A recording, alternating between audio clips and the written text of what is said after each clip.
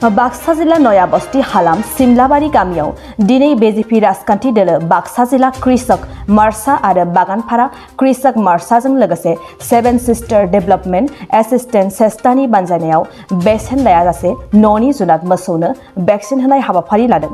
लोगोसे मोसौ फिसिनायाव मोसौखौ माबायदि जोथोन लानांगौ, माबोरै मोसौखौ मोसौनि गिख्रंथाव बेरामफोरनिफ्राय रैखा खालामनो हागोन, बिनि सायावबो फोरोंथाय होनाय जादों।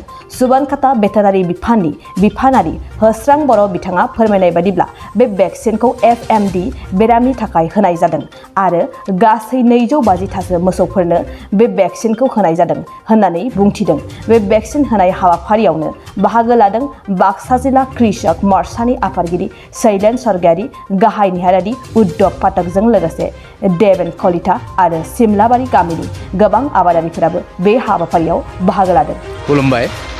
दिनै जोङो दिनैनि खालाराव भारतीय जनता पार्टी आसाम प्रदेश बाक्सा जिल्ला कृषक मोर्चा आरो बागानपारा मण्डल कृषक मोर्चानि जै दिनै जोङो सिमलाबारियाव बे बेसेन गैयै जि टिकाकरन अर्थात भेक्सिनेसन बेखौ जोङो होनो थाखाय आखायाव लादों। लोगोसे दिनैनि बेलायाव जोङो दिनै 200निफ्राय 300सिम भेक्सिनेसन होनायनि थांखिखौ लादों। मा बेमारनि सायाव बे भेक्सिनखौ होनाय जादों?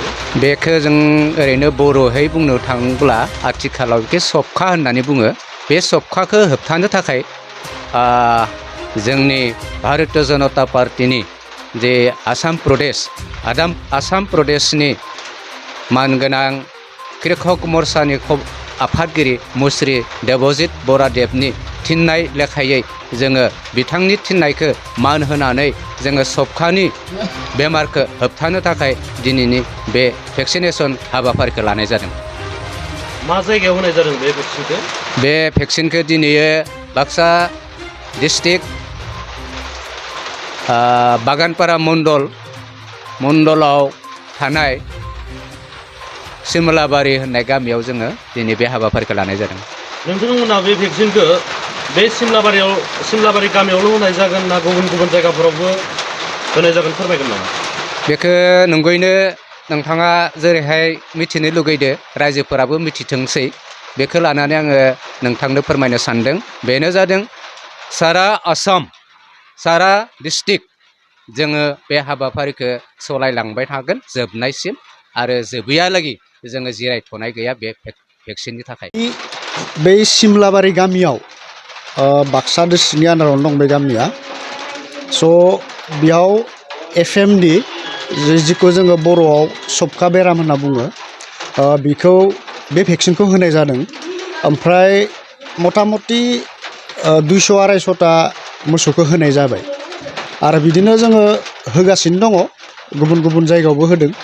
स' बेखौ थारमाने जिहेतु सरकाराबो दायित्व लादों, जों डिपार्टमेन्टखौ लानानै माने खामानिखौ मावलांनो सानदों। स' आरो जों रायजोफोरखौ मोनसे एवेरनेस होनो नागिरदों जे बे बेरामा होबथायो होननानै। जों बेनि थाखायनो गामियाव बै FMD भेक्सिनखौ दा होगासिनो दङ।